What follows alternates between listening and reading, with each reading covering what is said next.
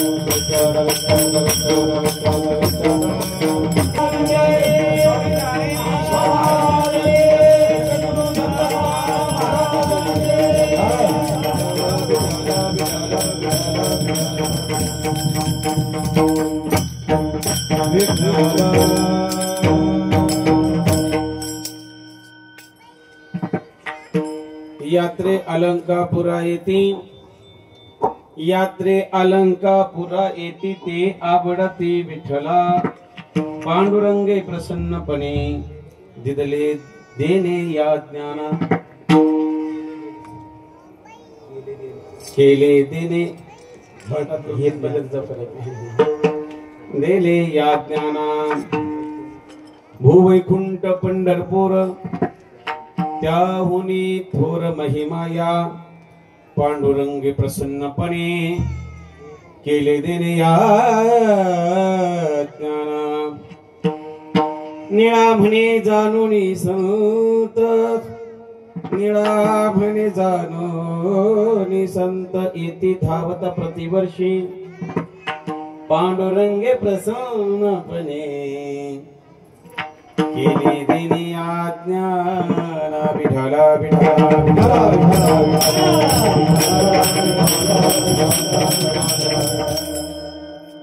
योऽन्त प्रविश्य मां प्रसुप्ता संजीवयत्यखिल शक्तिधरस्वधाम्ना अन्यांस्य हस्तचरण श्रवणत्वगादीन् प्राणान् नमो भगवते पुरुषाय तुभ्यं पांडुरंगा करू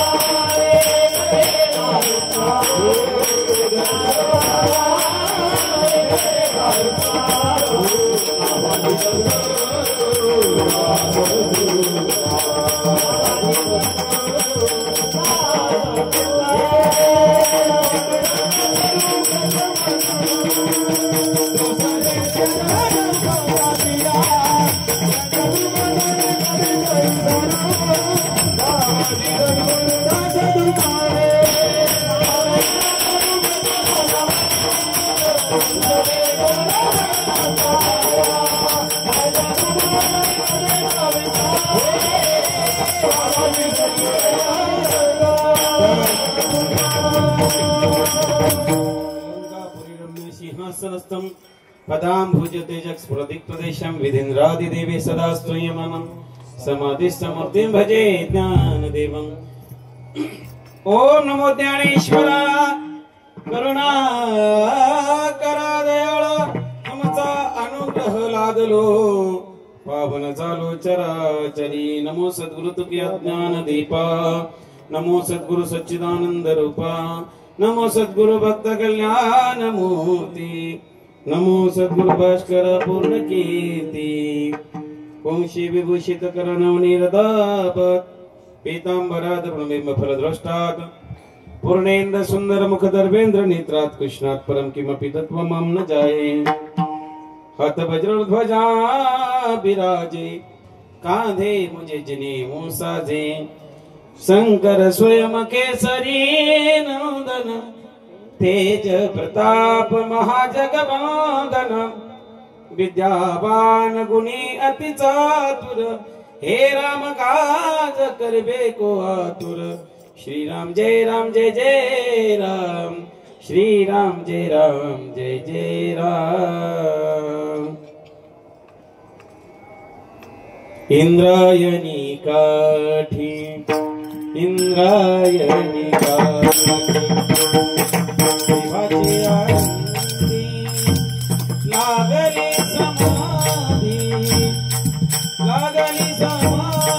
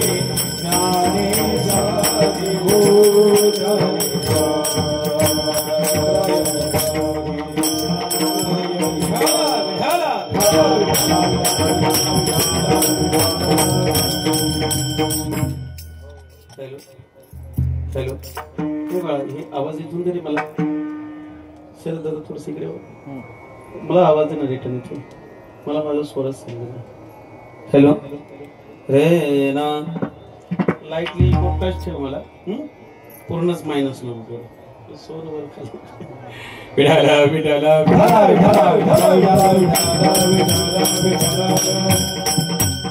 अलंकापुरा येथे ते आवडते विठ्ठला पांडुरंगेस प्रसन्नपणे केले देणे या ज्ञाना प्रस्तुत प्राप्त प्रसंगी समप्राप्य वेळी कीर्तन रूपी सेवेकरता घेतलेला अभंग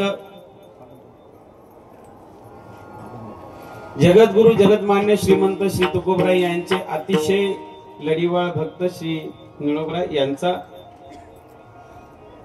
या ज्ञानोबरायच्या नगरीचं आणि ज्ञानोबरायच्या यात्रेचं महत्व प्रतिपादन करणारा अभंग आज सेवेकरता घेतला विठाला विठाला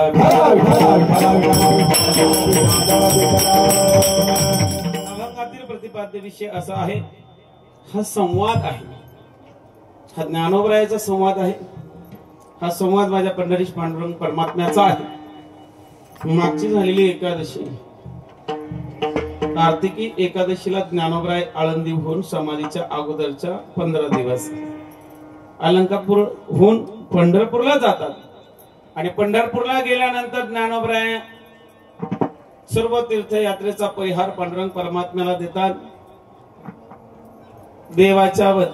देवाच्या बरोबर ज्ञानोबरायांचा झालेला संवाद त्यातून आता काहीतरी ज्ञानोबरायांना म्हणायचंय बरीच चर्चा झाली आता ह्या वेळेची समाधी तुझ्या चरणाशी घ्यायची म्हणून हट्ट असं केला भगवान परमात्म्याने नाकारलं नाही रे ज्ञानदादा आता तुला तुझ्या पूर्वीच्याच ठिकाणी समाधी घ्यायचंय हे सांगितलं आणि म्हणून उद्विग्न झालेलं मन खाली मान घालून पांडुरंग परमात्म्याकडे उभं राहिलं निघते वेळ तेव्हा देवाने सांगितलं ज्ञाना थांब रे बाबा तुला काहीतरी द्यायचंय आणि मग त्या देण्याचा विषय काय आहे हे प्रकर्षाने पाहण्यासाठी ज्ञानोबराने मागे मान ओळवली देवाकडे पाहिलं आणि देवाला सांगितलं काय देत आहे केले पांडुरंग प्रसन्नपणे हसून देवाने ज्ञानदाराला काही दान म्हणून गोष्टी दिल्या त्याचा विचार आपण पाहूया ते म्हणजे केले देणे या ज्ञान आहे की नाही ज्ञानदेवांना ज्ञान देणं दिलं काय त्यातलं पहिली गोष्ट त्यांनी सांगितली की यात्रे अलंकापुरा येते ते आवडते विठ्ठल हे ज्ञानदादा तुझ्या यात्रेला येणारे सर्व वारकऱ्यांवरती माझा अतिशय स्नेह असणार आहे ते मला आवडणार आहे एक अजून काही गोष्टी दिल्यात अभंगात नाही सांगितल्या तर गुप्त ठेवल्यात, त्याचा विचार आपल्याला प्रस्तुत अभंगामध्ये करायचा आहे. पांडुरंग प्रसन्नपणे केली देणे या ज्ञाना, भूवैकुंठ पंढरी पंढरपूर त्याहुनी महिमा थोरया. या भूमीचा महिमा सांगत असताना त्यांनी सांगितलं भूवैकुंठ पंढरपूर आहे, पण त्यापेक्षाही या भूमीचा महिमा मोठा असेल बर का ज्ञानदादा. आणि म्हणून हे सर्व संतांना माहित आहे. त्यांनी पांडुरंगाचा ज्ञानाचा हा संवाद ऐकला. निळा म्हणे जाणून संत, हे सर्व संत जाणून होते. आणि म्हणून येते धावत प्रतिवर्षी पांडुरंगे प्रसन्नपणे केले देणे या ज्ञाना. हा झाला अभंगाचा सरळ अर्थ. विठाला विठाला.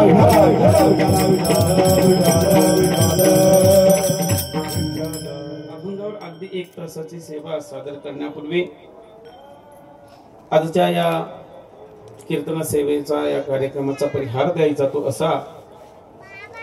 अनेक वर्षापासून सालाबाद प्रमाणे अट्टहासाने आपण सर्व वारकरी मोठ्या कौतुकाने ज्ञानोबांच्या ह्या महावारीला, ज्ञानदादांच्या भेटीला, ज्ञानदादांच्या समाधी सोहळ्याला हजेरी लावण्यासाठी येत असतो. 4 वर्षापूर्वी ज्यांच्या समवेत येत होतो ते गुरुवर्य परमपूज्य आदरणीय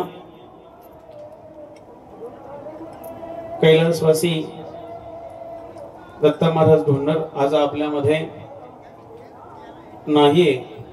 आणि त्यांच्या मार्गदर्शनाने, त्यांच्या पावलावर पाऊल ठेवून आपण ह्या आळंदीची यात्रा सुरू केली हे सर्वांना ज्ञात आहे.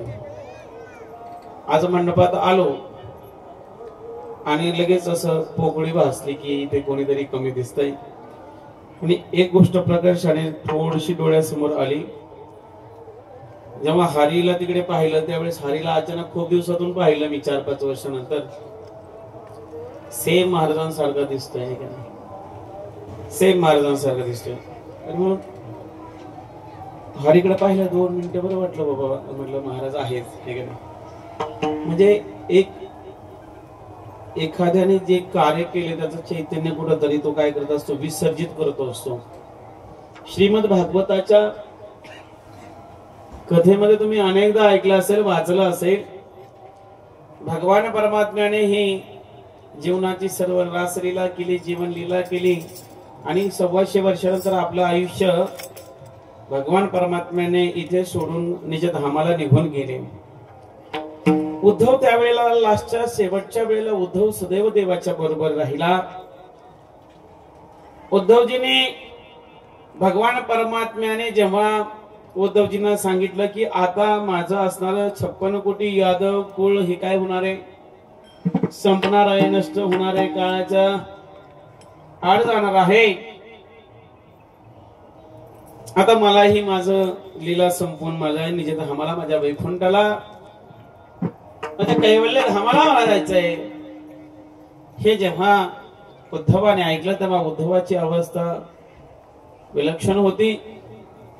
या साऱ्या घटनेमध्ये उद्धवाने एक प्रश्न केला बरं का, हे देवा तुमची मज लागलेली गोडी आहे का नाही, तुमचा अखंड सहवास लाभला. आता दुसरं काही कुणाशी सहवास लाभावा, कुणाकडे पाहावं असं या जगात तू सोडून देवा दुसरं कोणी नाही रे. मग आम्ही तुला शोधायचं कुठं, पाहायचं कुठं, तुला जाणायचं कसं. आणि म्हणून या उद्धवाच्या व्यथेचं उत्तर देत असताना भगवान परमात्म्याने अतिशय सुंदर गोष्ट सांगितली. ती म्हणजे देवाने सांगितलं, हे उद्धवा, मी जरी या अवतार कार्याची लीला संपून जात असेल तरी मी नाही अशी जागा नाही, मी नाही असं ठिकाण नाही. हरी थे रे हरी थे रे हरी थे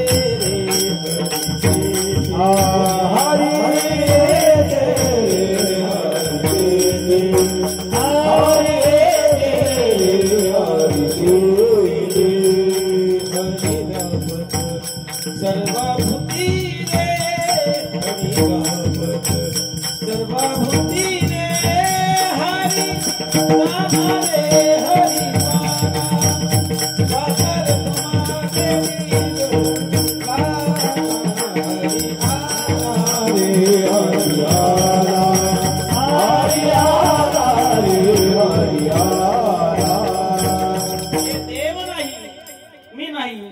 असं कुठलं स्थानच नाहीये.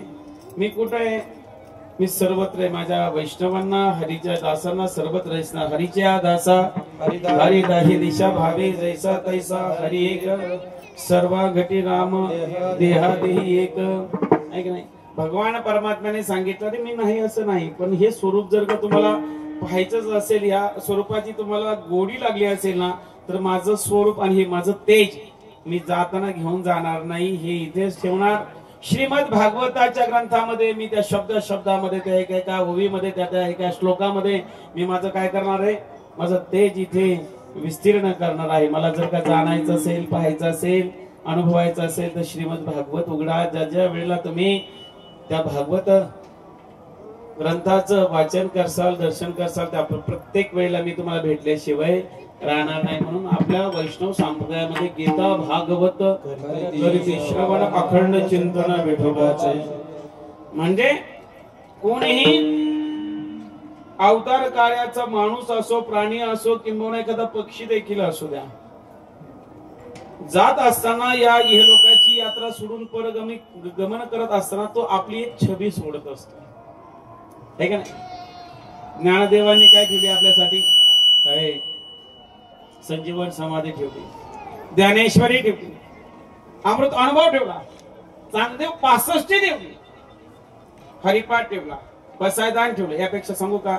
ज्ञानोबाईंचं असं ओजस्वी जीवन ठेवलं की जे आपल्याला सदैव आदर्शप्रद. विठाला विठाला विठाला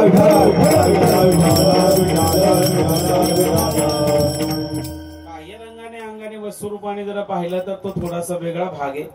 अंतरंगाने आणि ब्रह्मज्ञानाच्या दृष्टीने पाहिलं तर तो एक वेगळा भाग आहे. दोन भाग पडतील. पण तरी देखील तुकोबराय वैकुंठाला जात असताना म्हणे त्याने टाळ सोडला खाली. माझं कीर्तन तुम्हाला कळते ना? भाषा तुम्ही काहीच म्हणत नाही, जाऊ का घरी?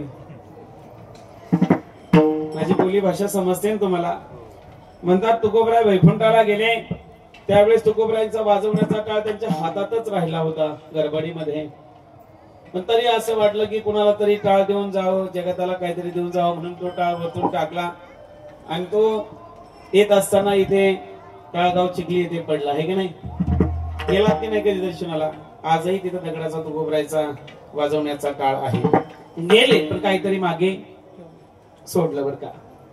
तसंच अधिक उदाहरण न देता हाती के पाव मी सबके पाव म्हणून तुकोबरायच्या टाळाचं उदाहरण दिलं. हरिभाऊला पाहिलं मी आणि ढोलणार महाराज मला अगदी जसेच्या तसे दिसले. हे की नाही? म्हणजे ढोलणार महाराजांच्या बाबतीत त्यांचा माझा असणारा प्रेमाचा लोभाचा भाग अतिशय गोडवा होता, जवळीकचा होता. म्हणून वारंवार ते मला इथे बोलवत होते. तुमच्या लोकांचं तेवढं नाही म्हणून तुम्ही विसरून गेले. आज बोलवलं मला खूप दिवसांनी. डोंट माइंड बोलण्यापुरतं म्हटलं. जर तसं नसतं तर तुम्ही मला बोलवलंच नसतं. पण मला ते विसरलेच नाही. तुमची होणारी प्रत्येक यात्रा होती, त्या प्रत्येक यात्रेचं नियोजन करायला महाराज यायचे. त्या वेळेस प्रत्येक वेळेला मला भेटल्याशिवाय ते गेलेच नाही. आणि असा 2-3 महिन्यातून एखादा फोन झाला नाही महाराजांचा, मला असं कधी झालं नाही. आणि म्हणून त्यांचं आध्यात्मिक क्षेत्रातलं हे जे कार्य आहे ना ते खूप विशेष आहे. त्यांची एक गोष्ट राहिली बरं का, जाता जाता सांगतो. मला नेहमी म्हणत होते महाराज असं मला रस्त्यावरती आपल्याकडे पटकने निघून जाता येईल, आपल्या वारकऱ्यांना वारी झाली की यायची गडबड असते, जायची गडबड असते, आणि म्हणून आपल्या रस्त्याला लागता यावं, गाड्या घोड्या आपल्या मंडपापर्यंत यावा, धर्मशाळेपर्यंत यावा, अशी थोडीशी 5-7 गुंठ्याची जागा आपल्याला पहावर का आपल्याला घ्यायची, आपल्याला धर्मशाळा करायची. 2-3 दिवस एकादशीला कधी वारकरी आमच्या भागातले आले तर त्यांना उतरण्यासाठी एक आश्रय करायचा आहे. नेहमी मला म्हणायचे. 2-3 जागा देखील आम्ही पाहिल्या होत्या. काळाला वेगळंच मान्य होतं. म्हणून काळाने कसं असतं, भंगार माणसं खूप दिवस जगतात. आहे की नाही? आपण असं कंटाळतो कधी कधी, जात का नाही बरं असं म्हणते. पण एक चांगली माणसं ही जशी आपल्याला आवडतात तशी देवाला देखील आवडतात. जो आवडे सर्वांना तोची आवडे देवाला, या नियमाप्रमाणे अगदीच त्यांची काही आध्यात्मिक या माऊलीच्या वारीची, पंढरीच्या वारीची, कीर्तन प्रवचनाची, सप्ताह या साऱ्या संकल्पनेची काही अजून वेगळी संकल्पना असेल ती अपूर्णच राहिली आणि ती आपल्यातून निघून गेली. पण तरी देखील तुम्ही लोक सर्व महाराजांचे बंधू असतील, पुतणे वगैरे असेल, आईसाहेब आहेत, सर्व त्यांच्यावर प्रेम करणारा सर्व आपला सांप्रदायिक समाज, वारकरी, वैष्णव, ही सर्व आमची महाराज मंडळी, सचिन भाऊ वगैरे, ही शरद दादा, सरळंबा, हे का नाही, शहापूर, अनेक एवढ्या गावांची नावं माझी काही ध्यानात राहत नाही, एवढं शाणा नाही मी, पण तरी देखील सर्व भागातली ही सर्व वैष्णव मंडळी त्यांच्या त्या शब्दाला सन्मान देऊन आज देखील त्यांच्या वारीत येण्याचा अट्टाहास करतात. काही गळाली असतील, काही वाढली असतील, पण तरी देखील सर्वजण तुम्ही न्याय देण्यासाठी त्यांच्या बरोबर इथे येतात. जणू काही महाराजच तुमच्या रूपाने इथे वारी करतायत. आज त्यांचा फोटो पाहिला आणि असं वाटलं की आले ते वारीला, इथे कुठेतरी असतील, मागे बसले असतील तंबूत वगैरे, असं वाटलं. म्हणून महाराजांची या निमित्ताने आठवण आली. महाराजांना मी अभिवादन करतो आणि तुम्हा सर्व संत मंडळींनी मला पुन्हा ऐकण्यासाठी इथं सेवा दिली त्याबद्दल तुमच्या सर्वांच्या चरणावरती नतमस्तक होतो. सुंदर तुम्ही मला गाण्याची साथ देतायत, गाऊ लागतायत, हे दोघं बहादर मला वाजू लागतायत, ठीक आहे. आणि अतिशय प्रसन्नपणे तुम्ही सर्वजण भगवान परमात्म्याचं, ज्ञानोबाचं कौतुक ऐकण्यासाठी इथे या एकादशीच्या महाप्रभावावर बसले आहात. तुमच्या सर्वांच्या चरणावरती आदरभाव ठेवतो, चरणावरती मस्तक ठेवतो, माझ्या कीर्तन सेवेकडे वळतो. विठाला विठाला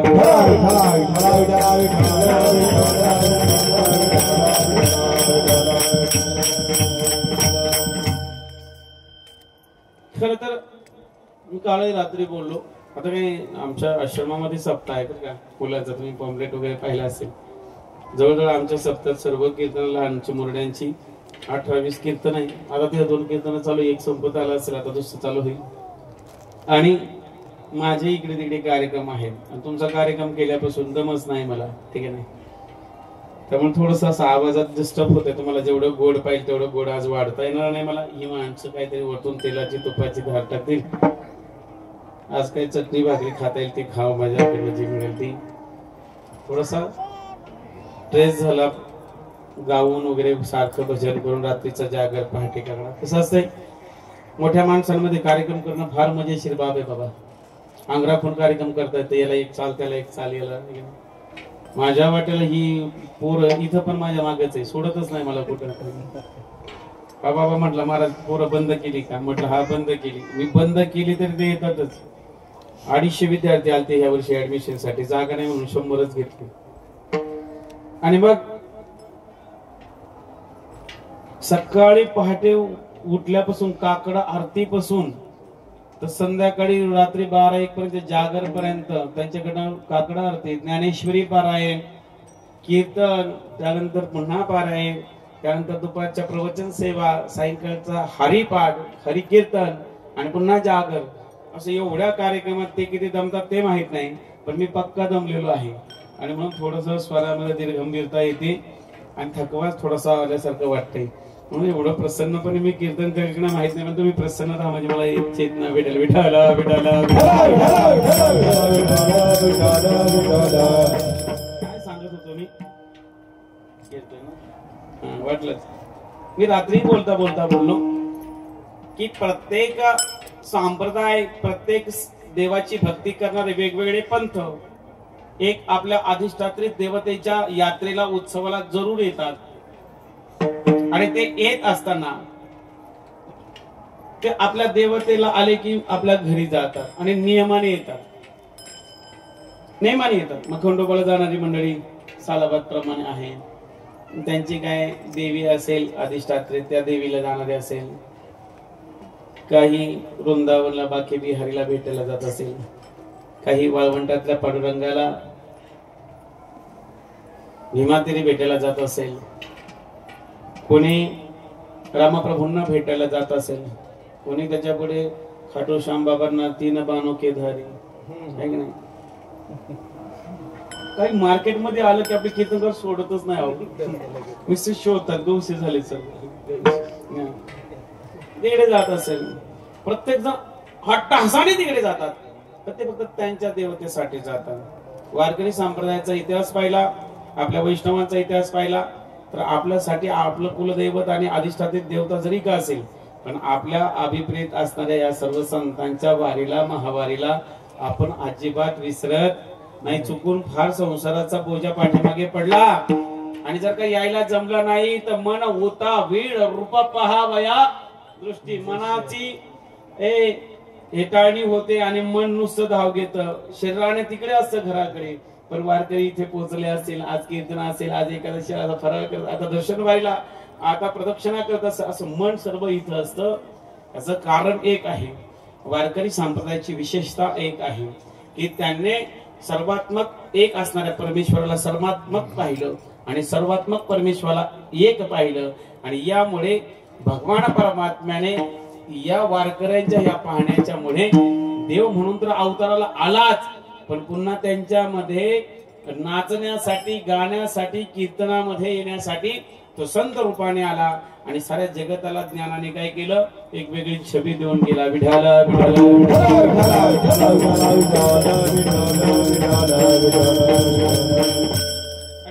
ज्ञानोबरायांचं एक अलौकिक कार्य आहे की ते एका अवतार कार्याने परिपूर्ण सांगता येण्यासारखं नाहीये. एका अवतार कार्याची मीमांसा आपण सांगतो, परंतु नंदीच्या आपण माऊलींचे दर्शन केलं, नंदीला पाठीमागून मुक्ताईचं दर्शन करून नंदीकेश्वराचं दर्शन केलं, वरती नंदीच्या वरती एक अभंग लिहिलाय, नेहमी वाचत जा. प्रत्येक देवताचं दर्शन करत असताना तिथला महिमान तिथे कुठेतरी कोरलेला असतो, लिहिलेला असतो, किंवा विचारत जा. उगाच मेंढरासारखं सर्व चालले म्हणून चालले, पूर्ण देव कुठं होता हेच माहित नाही. काय इतिहास आहे, काय प्रसंग आहे, याच्याबद्दल आपल्याला काही समजतच नाही. विठ्ठल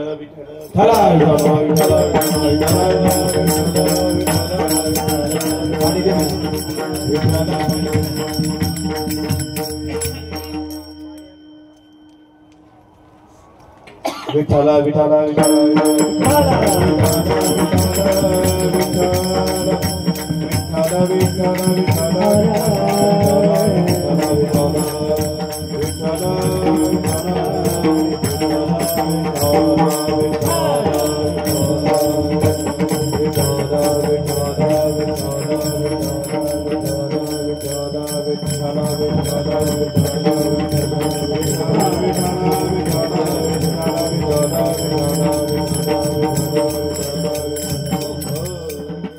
कुठल्याही देवतेला तीर्थक्षेत्राला आपण जात असताना तिथला महिमान समजून जायचं असतं बरं का. ज्ञानोबरायांनी देखील वारी केली की नाही. ज्ञानोबराय देखील तीर्थयात्रा फिरले, तुकोबरायांनी देखील वारी केली आणि जगातील सर्व तीर्थ फिरले. समजतंय की तुम्हाला. तुम्ही पुन्हा प्रश्न कराल की महाराज अवघ्या 42व्या 52व्या वर्षी ही संत मंडळी निज धामाला गेली आणि हे जात असताना यांचं आयुष्य तर पाहिलं की शेवटचं आयुष्य अतिशय खतरनाक होतं की जगताने जगू दिलं नाही, खाऊ दिलं नाही, झोपू दिलं नाही. अशा अवस्थेत त्यांनी एवढी तीर्थयात्रा का केली, तर त्याचं उदाहरण सांगतो. ह्या संतांनी एकदा अवतार कार्य नाही केलं, अनेकदा जन्माला आले, अनेकदा हे अवतार कार्य केले. या सृष्टीचा अनुभव घेतला, आनंद लुटला आणि भक्तीच्या पंथाने चालत असताना त्याने एवढं सर्व कार्य केलं. त्या नंदिकेश्वराच्या वरती तो अभंग आहे. उठविला नंदी शिवाचा ढवळा, उघडली शिळा विभरेची. वाचून जा पुन्हा जाताना, दर्शन करताना तो अभंग. नंदीच्या उत्तरेला शिवाचा ढवळा म्हणजे महादेवाचा ढवळा नंदी असतो. सिद्धेश्वराच्या समोर तो आहे. त्याच्या उत्तरेच्या बाजूला 2 पादुका आहेत. तिथून खाली काय आहे, ज्ञानोबरायांच्या समाधी गुह्याकडे जाणारा रस्ता आहे.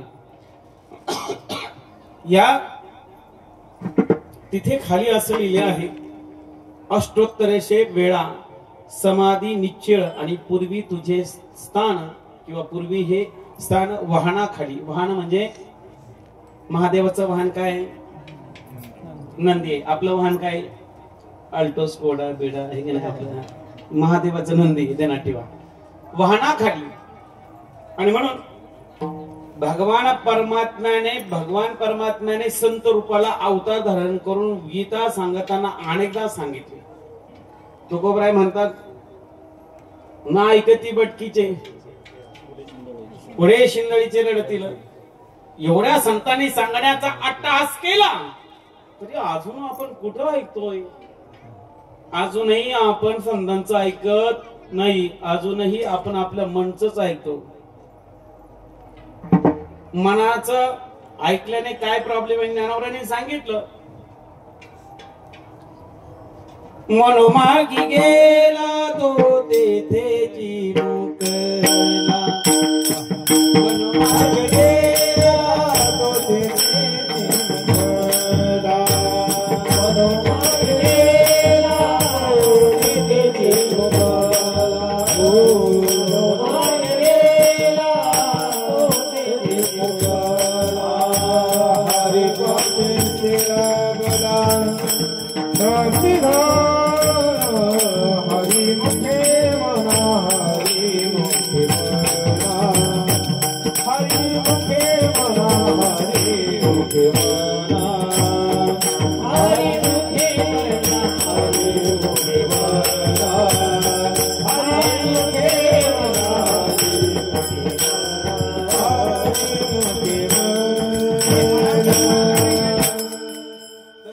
सांगितलं नाही माऊलीने हरिपाठामध्ये. मनोमार्गी गेला तो तेथेची मुकला. तो सर्व सुखाला मुकला, संपला, बर्बाद झाला, वाया गेला.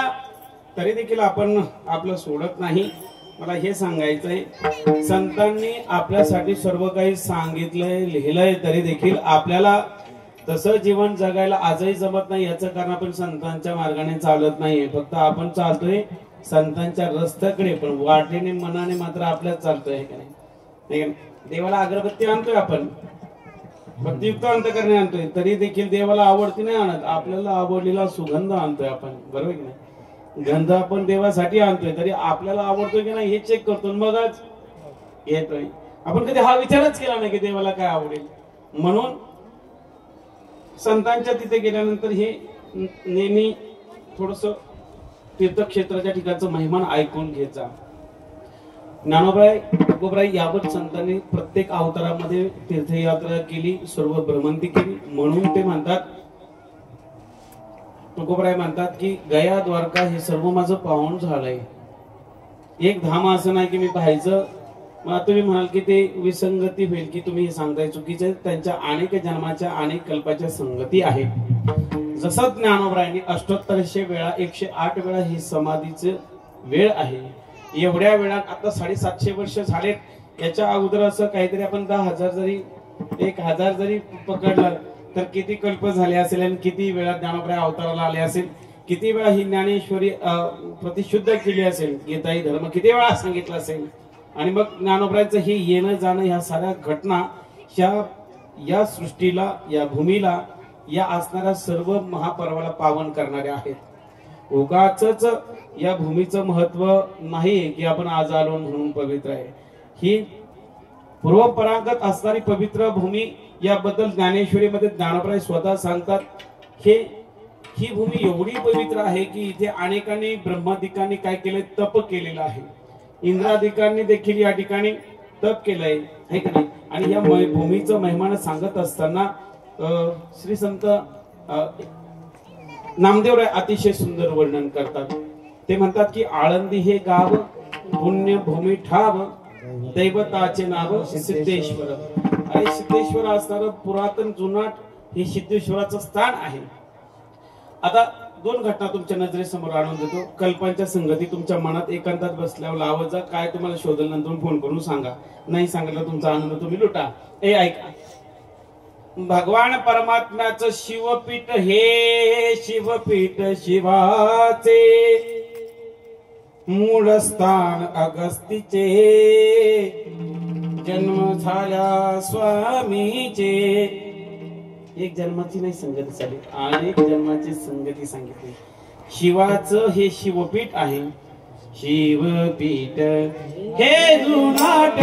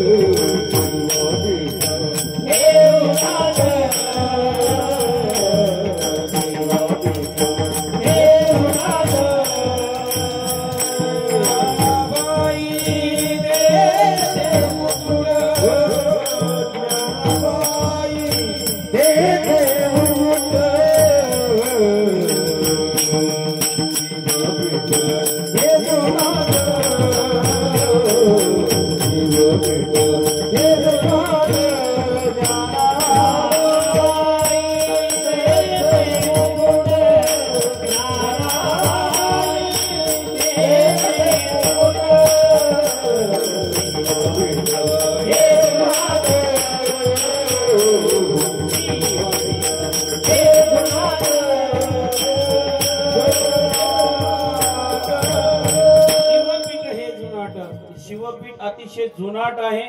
याला कौल देत असताना संत सांगतात, ग्रंथांमध्ये आलेले ज्ञानोबरायांची ज्ञानेश्वरी सांगते की इथे कैलासाचा वास, अधिक सिद्धपीठ, इथं एक दोन कैलास सांगितले. एक निरंतर भगवान परमात्म्याचं ओम स्वरूपाकार असणारं हिमालयातलं एक कैलास सांगितलं, आणि दुसरं कैलास म्हणजे काय, दुसरं कैलास इथे बरं का. अजून पहा, इथे ज्ञानोबरांनी 108 वेळा समाधी घेतली आणि वैकुंठाला गेले. कुठे गेले, कैवल्याला प्राप्त झाले. बरोबर की नाही. तसंच म्हणून आपण त्यांचा वैकुंठ शब्दाचा अर्थ समजला म्हणजे आपल्या ध्यानात येईल. ज्ञानोबरायचं वय समाधी घेताना, बोला बोला पटपट, तुम्ही आज तिथे चाले ना, बोला की. हा, 21वे संपलन 22व्या वर्षी ज्ञानोबरायांनी काय घेतली, संजीवन समाधी घेतली. आता इथं वैकुंठ झालं, तिथून पुढे ज्ञानोबराय जसे आहे तसेच संजीवन समाधीला बसले, वैकुंठित झालं. ओके. आता या अगोदर जर का पाहिलं तर अगोदरच्या पर्वात इथं विष्णूचे हे वैकुंठ पुरातन तीर्थक्षेत्राचा महिमा सांगत असताना हे विष्णूचं पुरातन वैकुंठ आहे. आता इथंच वैकुंठ आणि इथंच काय, कैलास. माझं बोलणं समजतंय का तुम्हाला, थोडस शांततेत ऐका, कळेल. वैकुंठ देखील इथंच आहे आणि कैलास देखील इथंच आहे. इथं कैवल्य देखील इथंच आहे, कैवल्य धाम इथंच आहे की नाही. आता ब्रह्मादिक जर तप करत असेल तर गोलोक धाम कुठं असेल, ब्रह्मादिकांनी इथं तप केलं तर गोलोक धाम देखील कुठं आहे. तुमच्या ध्यानात येत ना मी काय सांगतो ते, थोडस ऐका ना. गोलोक धाम देखील कुठं आहे माहिती का, इथंच आहे. ह्या भूमीचं महत्व तितकं मोठं आहे, मी पुढे जाऊन सांगेल तुम्हाला. आता अजून एक गंमत सांगतो, छोटस ट्रेस द्या बुद्धीला. मी काय सांगतो फक्त ऐका. आता आपण इथे आळंदीला आहे ना, तर कोणी घरी गेले कुलूप वगैरे झटके द्यायला, असं काही नाही ना. हे काही गुतलं नाही घरी काही कोणाचं काही, मुक्तत्व नाही आलात ना तुम्ही. लक्ष द्या एक मिनिट. इथे आपण अलंकापूर नगरीमध्ये आहोत. इथे हे विष्णूचं वैकुंठ आहे. त्या वैकुंठात आम्ही आलो, आपण सर्वजण आलो. आता तुकोबरायचा देव कुठे, मी गेला असेल ना देवला कधी, नाही तर मी गाडी काढतो, चला इकडे वैकुंठ आपल्या इकडे देव आहे. बरोबर आहे की नाही. हे पश्चिमेला, आळंदीपासून पश्चिमेला 15 किलोमीटर अंतरावर ते देव आहे. अंतकाळी विठू अमाशी पावला, कुडी सैत झाला गुप्त तुका, आजीवर होतो तुमचे गावी, आता कृपा असू द्यावी, आम्ही जातो अमुच्या गावा, अमुचा राम राम घ्यावा. तुकोबरायांनी या जगताचा निरोप घेतला आणि सदेह वैकुंठाला भगवान परमात्म्याच्या गुरुडावर बसून गेली. गेले की नाही गेले, कुठे गेले, बोलत मुख्य माणसं आले का वारीला, बोलतात ना, वैकुंठाला गेले. ठीक आहे, तिथून निघाले ते आणि वैकुंठाच्या रस्त्याला गेले. एक तर दिशा तुम्ही सांगायला पाहिजे काय काय. आपण वैकुंठ म्हटलं की असं बोट करत असतो, बरोबर की नाही. कैलास म्हटलं तरी बोट करत असतो, बरोबर की नाही. असं वरती बोट करत असतो, आपल्याला माहित नाही म्हणून वरती करतो, काय माहिती त्याचं उत्तर आहे. निश्चित ठिकाण नसेल त्या गोष्टीला आपण हा ठीक आहे असं म्हणतो, हा का नाही. म्हणजे आपल्याला ते माहित नाही. आता आहे का, तुकोबराय वैकुंठाला जात असताना दिव मधून त्यांनी प्रस्थान केलं आणि ते ह्या बाजूला आले, बरोबर ना. इकडे आले ताळगाव चिखली 5-6 किलोमीटर 7 किलोमीटर लागते मध्ये. आळंदी आणि देऊच्या मधोमध 7-7.5 किलोमीटर वरती टाळगाव चिखली, तिथं टाळ पडला तुकोबरायचा. कळते का माझं म्हणणं तुम्हाला. इकडे येत असताना गरुडाने किती उड्या मारल्या असेल, किती पंख लोटले असेल, तर फार उंच जाणार नाही.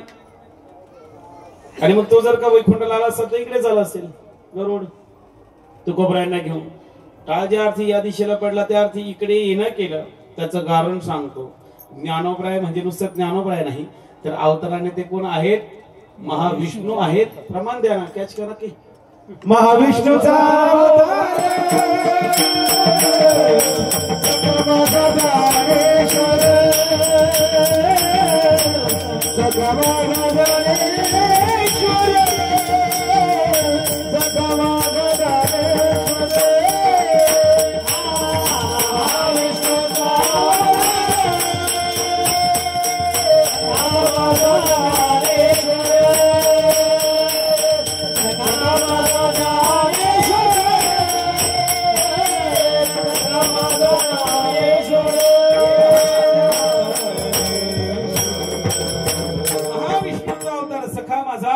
ज्ञानेश्वर. जर का महाविष्णूचा अवतार ज्ञानेश्वर महाराज असेल, विष्णूचं वैकुंठ पुरातन म्हटलं असेल, तर ज्ञानोबरायांची संजीवन समाधी 8 तास आणि 108 वेळा घेण्याचं स्थान जर का हेच असेल तर वैकुंठ कुठे आहे?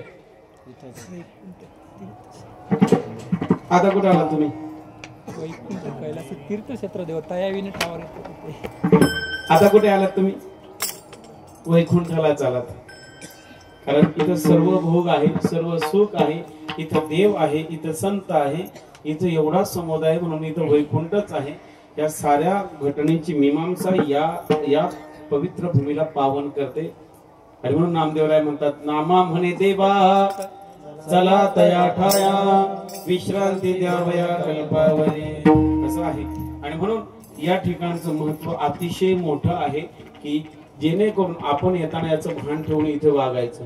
इथं आल्यानंतर कोणी आपला घरचा व्यवहार करायचा नाही. कोणी तंबाखू, बिडी, सिगारेट, गुटखा काही खायचं, अजून पलीकडच्या बाजूला तर जायचंच, म्हणजे या शब्दांच्या पलीकडे जायचं असं म्हणतोय. नाही तर तुम्ही लगेच पत्ता शोधाल पलीकडे काय आहे का, अजून नाही का, नदीच्या पलीकडे जायला बसतील माणसं. हे ऐका, एवढा विनोद पुरेसा आहे की नाही? जास्त नको. हा याच सदैव भान ठेवायचं. इथे येताना ना ज्ञानोबराय म्हटलं की डोळे भरून आले पाहिजे बरं का. मी नेहमी सांगत असतो, इथं आल्यानंतर ज्ञानोबराय म्हटल्यानंतर डोळे काय पाहिजे?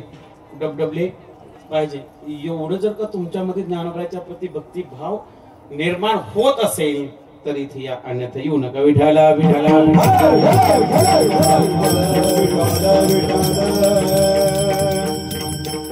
आता रस्त्याने येताना मला म्हटलं चला महाराजांनी 9:15 9:30चा टाइम दिलाय, जायला पाहिजे. अर्धा तास निघालो मी माझ्या आश्रमापासून तिकडून चकंडोळून. येताना आमच्या रस्त्याला सर्व पळपट, लाटणं, चाटू बिटू ते सर्व साहित्य घेण्याची लोकांची लगबग होती. इथे येऊन जर का तुम्ही ज्ञानोबरायला घेऊन जात नसाल तर तुमच्यासारखे अभागी तुम्हीच. विठाला विठाला.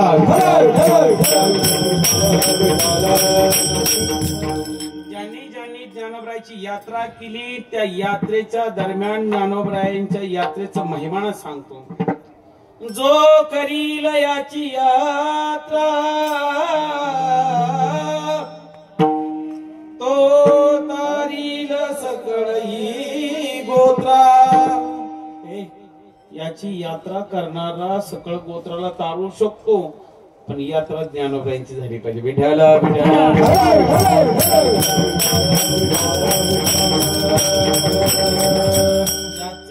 यात्रा करण्याचं सामर्थ्य एवढं मोठं आपल्याला प्राप्त होतं. ज्ञानोबरायांकडे आल्यानंतर एक वारकरी आला ना गावातला, बरं का सांगतो मी तुम्हाला, तुमच्या गावातला एक वारकरी आला तर अख्ख्या गावाचा उत्कर्ष होईल. एक घरातला वारकरी आला तर त्याच्या कुळाचा, गोत्राचा काय होईल? उद्धार होईल. ह्या साऱ्या घटना या इथे आल्यानंतर होतात. ही एवढं पवित्र ठिकाण आहे. इथे इंदोरी पासून भैरवा पर्यंत, इंदोरी आपला भामचंद्राचा डोंगर आहे ना देऊचा, हे ऐका, भामचंद्राचा डोंगर देऊचा, तिथे इंदोरी गाव आहे त्याच्या शेजारीच पलीकडून. त्या इंदोरी पासून तर भैरव म्हणजे इथे खाली एक 10-15 किलोमीटर अंतरावरती हे आहे काय, मरकळ गाव आहे. तिथं भैरवाचं फार मोठं स्थान आहे. आणि तिथं पार्वती आहे. तिथं काय पार्वतीचं देखील स्थान सांगितलं आहे. इंदोरी पासून भैरवा पर्यंत ही पवित्र भूमी सांगितले. हा सिद्ध बेटाचा काय सांगितलाय, बेटाचा एरिया सांगितलाय. म्हणून सनातन असणारे सर्व सिद्ध साधक जे वैष्णव नाथपंथाचे होते, हे जे 84 सिद्ध होते, ते आयुष्यातली सर्वात मोठी यात्रा करत असताना सर्वात मोठा पॉज कुठे करत असेल, विश्रांती कुठे घेत असेल ना, तर त्या अलकावती या इंद्रायणीच्या नामक इंद्रायणीच्या तीरावरती सिद्धेश्वराच्या दर्शनाला, यापेक्षा ज्ञानोबरांच्या आडोशाला 84 सिद्धांचा सिद्ध भेटे मेळा तोहा सुख सोडा. आणि सिद्ध बेटाचा एरिया इथून जर का पाहिला ना, ज्ञानोबरांची जन्मभूमी, आणि ही भूमी मी मागे बोललो होतो की ह्याच भूमीतून ज्ञानोबराय पावला पावले इकडे तिकडे फिरले. इथे चिंचा बोरं पाहिले असतील, त्यावेळी समाजाने काही दिलं नाही. हो, माधवकरी दिली नाही, नाही खायला दिलं, ज्यांनी कोणी दिलं त्यातही माती दिली, आहे की नाही. श्वास सुद्धा सुखाने घेऊ दिला नाही. त्यावेळेस ही भावंड आळंदीत फिरू शकत नव्हती, कारण त्यांची सावली देखील त्या विंटाळवाणी होती. त्यावेळेस ही मुलं भावंड ही काय करायची, आपलं मन रमवण्यासाठी या सर्व एरियामध्ये फिरत होती.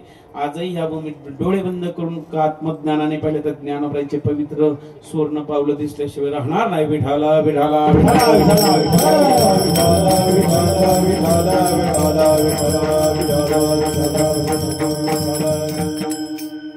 आणि म्हणून इथं ज्ञानोबरांनी अनेकदा अवतार कार्य केलं. या जागेला पवित्रपणा आला. या जागेमध्ये पवित्रपणा येण्याचं अजून कारण सांगतो.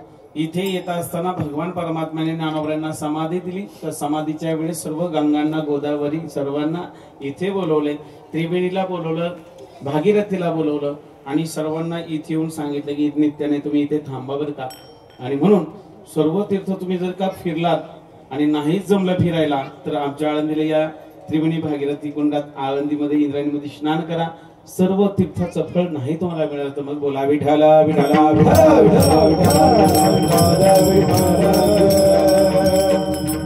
आणि म्हणून या पवित्र अशा या आळंदीच्या या भूमीचं महत्व आपल्या सर्वांना माहित आहे. म्हणून आपण इथं येतो. आपण इथं आलो रे आलो की आपल्याला ज्ञानोबरांचा इतिहास डोळ्यासमोर उभा राहतो, की ज्ञानोबरांचा जीवनपट आपल्या नजरेसमोर उभा राहतो. आणि इथे येऊन काय करायचे, संतांचं चरित्र का वाचायचं, का ऐकायचं, त्याचं कारण सांगतो. संतांचं चरित्र वाचलं ऐकल्याने काय होतं माहिती का, आपले मन बुद्धी चित्त शुद्ध होतं. यापेक्षा आपले गात्र पात्र इंद्रिय शुद्ध होतात, पवित्र होतात. आणि एकदा सर्व शुद्ध पवित्र झालं की येवोने गोपाळ राहे तेथे, भगवान परमात्मा आल्याशिवाय राहणार नाही. म्हणून संतांचं चरित्र ऐकायचं. इथं आलं की ज्ञानोबरांचा जीवनपट सुरू होतो विठ्ठलपंतांच्या यात्रेने. यात्रा करत करत विठ्ठलपंत इथे आले आणि इथली यात्रा करत करत आळंदीला मुक्काम केला. आळंदीला मुक्काम करायच्या अगोदर शांत बसा, दोन मुलांना शांत करा. विठाला विठाला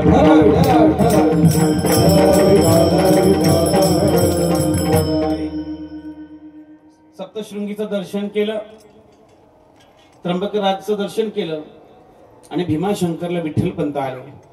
भीमाशंकरला आल्यानंतर एक विठ्ठलपंतांना समजलं की महादेवाच्या या भागीरथीवरून आणलेलं जल महादेवाने इथे ठेवलं आणि इथून सांडलं, त्याचा ओघ गेला आणि तिथून पुढे कुठली नदी झाली निर्माण, भीमाशंकर पासून भीमा आणि चंद्रभागा, भीमा आणि चंद्रभागा,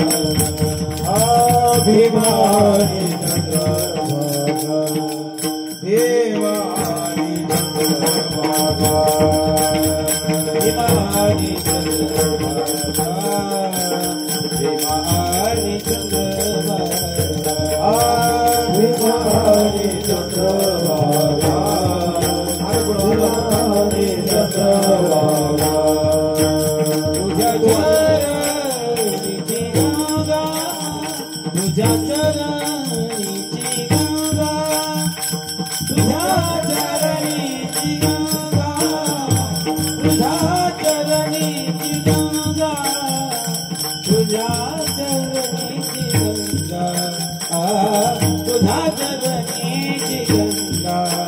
भीमा आणि चंद्रभागा,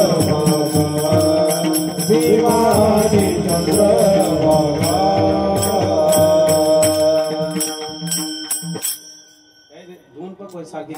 एका गुरुची चेले लागतात. एक पहिली गोष्ट. आणि दुसरी गोष्ट काय पाहिजे, एकाने एक पुढलं एकाने ध्रुवपद वाजवायचं एकाने पोडलं वाजवायचं आहे की नाही. असं केलं तर साथ संगत नाही तर तुमच्या दोघांच्या कुस्तीमध्ये आम्ही उगाच मुरमुऱ्यावारी जायचो हे की नाही. असं काही व्हायला नको. विठाला विठाला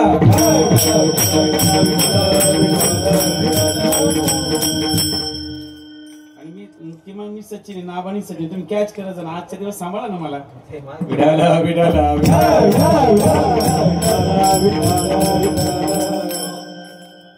ज्ञानोबरायांच्या या असणाऱ्या अलंकापूर नगरीतील हा इतिहास की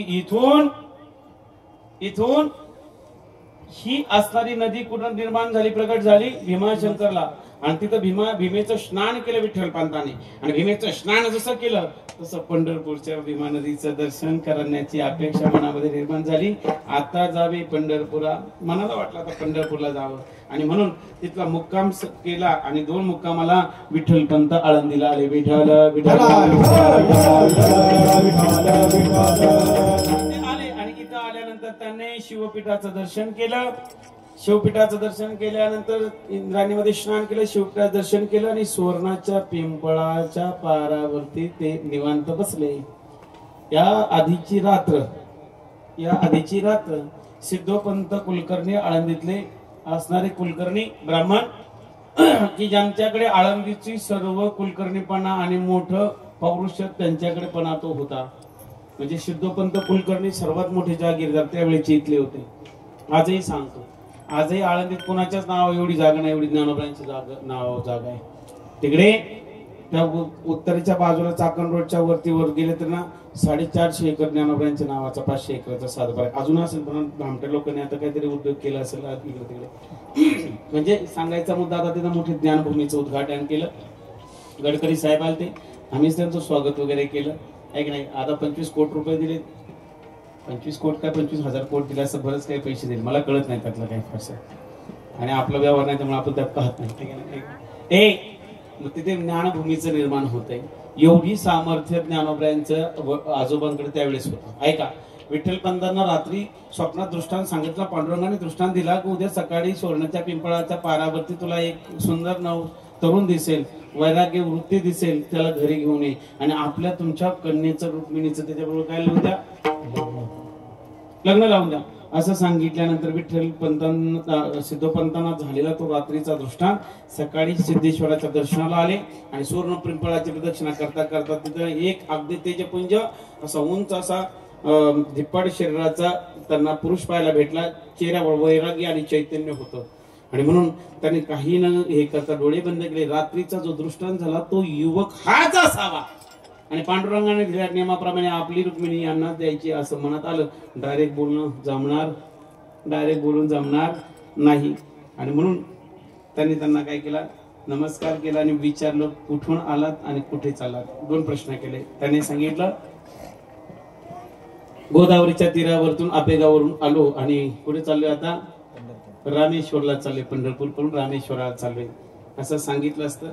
तीर्थ रामेश्वर धाम सांगितलं त्याने. म्हणजे पंढरपूर करून रामेश्वरला जाणार असं सांगितलं. आणि हे सांगत असताना वृत्ती सांगितली. त्यांनी सांगितलं वैराग्य वृत्ती. अजून मनात काहीच नाही. चला म्हणे फार ज्ञानवंत आमच्या घराला पाऊल लावला. नाश्ता बिष्टा काहीतरी करूया. घरी नेलं. दिवसभर घोळवलं आणि सांजच्या वेळेला पूर्णाचा बेत केला आईसाहेबांनी. आणि रुक्मिणी आईसाहेब वाटतात लुटू इकडे केवढं वय होतं त्यावेळेस सर्व काही. या साऱ्या घटनेमध्ये सुंदर जेवण केलं. जीव घातला. आग्रह केला. आजच्या रात्री इथेच राहा असं सांगितलं. आता पटकन बोलून दाखवण्यात एवढा वेळ गेला. संध्याकाळ झाली. आणि म्हणून संध्याकाळी सांगितलं तुम्हाला उगाचच नाही ठेवलं. रात्री पांडुरंगाने माझ्या मनामध्ये स्वप्नात येऊन काय सांगितलं मला हा दृष्टांत दिलाय की तुमच्या बरोबर माझ्या मुलीचा विवाह लावून द्यायचा आहे. विठ्ठलपंत सारखा त्यांच्या जागेवर जर का आपल्यासारखा असताना महाराज म्हटलं असतं कधी लग्न करायचं कुठे करायचं पण नाही. विठ्ठलपंत वैराग्य वृत्ती हे सर्व ज्ञान संपादन केलं. ब्रह्मते चेहऱ्यावरती त्यांनी सांगितलं हो ठीक आहे. पांडुरंगाने तुम्हाला दृष्टांत दिला तुम्हाला सांगितलं पण तसा दृष्टांत मलाही झाला नाही मला सांगितलं नाही. म्हणून हे तुमचं म्हणणं ठीक आहे पण मला काय ते मान्य नाही. रात्र झाली ते निघणार होते पण विठ्ठलपंतांनी सिद्धोपंतांनी सांगितलं थांबा राहा नका गडबड करू झोपा तर काय असेल ते पांडुरंग पाहून घे. आणि मग म्हणून झोपले. झोप येईना. लग्नाचा विषय डोक्यात आला हे की नाही. शुभ मंगल सावधान होण्याची वेळ जवळ आली होती म्हणून विचार सुरू झाले. झोप येईना म्हणून ते अंथरूण टोचायला लागलं. तिथून उचले, वाईट लग्नाचं स्वप्न पडू नये, संसाराचं वाईट स्वप्न पडू नये म्हणून अंगणात तुळशी होत्या, तर तुळशीच्या ओट्याला डोकं लावून झोपलं. का तर तुळशीला जर का डोकं लावून झोपलं, तिच्या छत्रछायेखाली झोपलं तर वाईट स्वप्न पडत, म्हणजे लग्न ही वाईट आहे असं विठ्ठल पंतांना म्हणायचं होतं. आपला काय हिशोब आहे विठ्ठल विठ्ठला.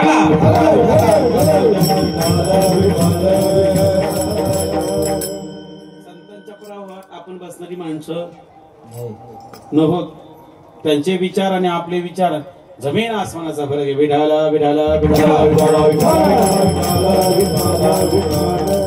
सकाळी रात्री झोपले आणि पहाटे पहाटे डोळा लागला, खरोखर पांडुरंगाने जाऊन विठ्ठल पंतांना सांगितलं, हो माझीच आज नाही. पुढे सर्व विवाह वगैरे झाला. तिकडे गावाकडे गेले, आई वडिलांचं समोर सर्व लग्न वगैरे सर्व झाल्यानंतर, सर्व विधिवत झाल्यानंतर संसार सुरू झाला. पण मुळातच वैराग्य वृत्ती होती, लग्न मान्यच नव्हतं. पांडुरंगाच्या आज्ञेने, कुणाच्या तरी आज्ञेने केलेलं लग्न काय एवढं चांगलं असतं आणि म्हणून सतत वैराग्य वृत्ती तासन तास मांडी घालून चिंतनाला, आम्ही चिंतनाला बसलो. 2 मिनिटं तावस झाली का आम्हाला ब्रह्मपद प्राप्त झालं. हे बावळटांनी एक फार मूर्खपणा केला आपल्या लोकांनी. मी इतकी माणसं पाहिलेत, मुद्दामून बोलतो बरं का, रागणार काही होतो, मुद्दामून बोलतो. अवस्था प्राप्त झाल्यानंतर तुमचा प्रवास तिथून पुढेच पाहिजे का मागे पाहिजे? मी नेहमी सांगत असतो, नोहे सारिता निराळे लवण मिळविता चळे. मिठाचा प्रवास पाण्यापर्यंत का पाण्याच्या पुढे? बोला पटपट बोला. नाही, अवस्था ही फक्त अवस्था आहे. तिथून पुढे तर खरं स्टार्टर आहे. तिथून पुढे चालायचंय, तिथून पुढे खूप काही. समाधी अवस्थेपर्यंत समाधीचे सुख सांगा वळून, हे की नाही, इथपर्यंत जायचंय. आपण अवस्थेलाच सर्वस्व मानतो. अधिकारी लोक मानतात, आम्ही अधिकारी. कोणी उठून डोक्यावर हात ठेवतो, कोणी अनुभव, काय पद्धत झाली. आणि त्यांना स्वतःच हे पुसायचं हे नाही. आणि ती लोक सुद्धा तत्वज्ञानाचा बाजार मांडायला लागले. आणि त्यांच्या अश्लीलतेने, त्यांच्या चुकीच्या वागण्यामुळे संप्रदायामध्ये दोष आणि उगाच बट्टा लागण्याचं काम लागले. त्यामुळे संप्रदायामध्ये राहत असताना, भक्ती करत असताना प्रत्येकाने इतके काळजीपूर्वक भक्ती केली पाहिजे की तिथे कुठेतरी आपल्या संप्रदायाला, संतांना, आपल्या वैभवाला गालबोट लागता कामा नाही. चिंतन हे फक्त प्रारंभिक अवस्था आहे, फक्त प्रारंभिक अवस्था, फक्त सुरुवात आहे. एक तो सुरुवात आहे, स्टार्टर आहे. म्हणून गणतव्य स्थान प्राप्त करून मिळत तोपर्यंत आपल्याला ते समजलं नाही पाहिजे की आपण कोणाची तरी अनुग्रह येते. ज्ञानोबरायांनी शेवटी म्हटलं, चराचरामध्ये मला आता सर्वत्र भगवान परमात्मा दिसू लागला आहे. तुमचा अनुग्रह लादलो,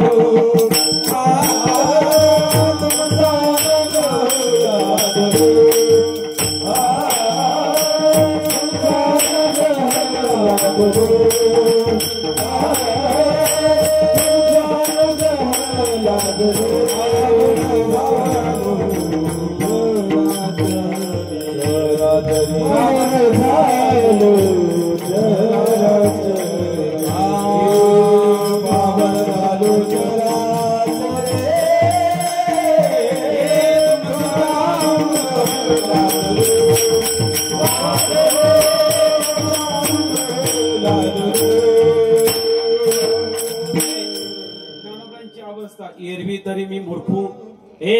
मी 2-3 वेळा मूर्ख म्हणले, तुम्ही हसलात मला. खरंच मी मूर्ख आहे. कारण ज्ञानोबराय जर एवढं ज्ञानी असून ते स्वतःला मूर्ख म्हणत असेल तर आपल्यासारख्या काजव्याने ढुंगणाचा प्रकार घेऊन किती जग उजवळायचा प्रयत्न करायचा. थोडस जड वाटेल, थोडस आळातीत राहतं म्हणून मुद्दा म्हणून बोलतो, तुमचं लेकरू म्हणून बोलतो असं समजायचं. आपल्याच पोरांनी थोडस जड भाषेत उत्तर दिलं. म्हणून एरवी तरी मी मूर्खू, जरी झाला असे अविवेकू, तरी संत कृपा दीपक स्वज्वळू असे. ज्ञानोबरायांची भाषा आपल्या भाषेला मॅच होती का नाही याचा विचार करायला पाहिजे.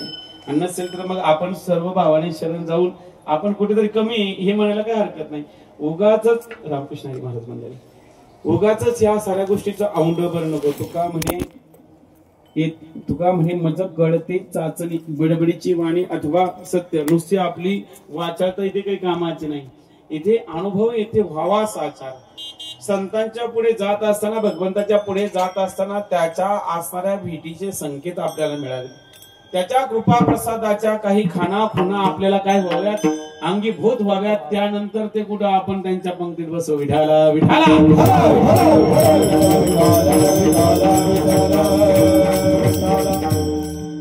मुळातच वैराग्यवृत्ती तासन तास चिंतनाला बसणार हे विठ्ठल पंतांचं मन संसारात रमत नाही. आणि म्हणून मग रुक्मिणी आई साहेबांना वडील भेटायला यायचे तेव्हा ते सांगायचे की सिद्धोपंतांना आई साहेब सांगायचे की आहे सर्व चांगलंय पण बाबाचं काही डोकं संसारात दिसत नाही, काम धंदा काही करत नाही. होते अगोदर म्हटले कामाला चांगला पौरोहित्य करत नाही, काय नाही, तासन तास हे ध्यानस्थ असतात. आणि मग असं कशाने संसार सुखाचा होईल. आणि म्हणून मग सिद्धोपंतांना असं वाटलं यांचं गावाकडे मन रमत नाही, मग आपण काय करू यांना जागा बदलू. आणि त्यांनी सांगितलं एक काम करा, मला इकडे पोर ही माझी एकटीच पोरगी, माझं वैभव आहे, मग तिथं आळंदीलाच या ना आणि तिथेच करा, खाना सुखाने राहणार.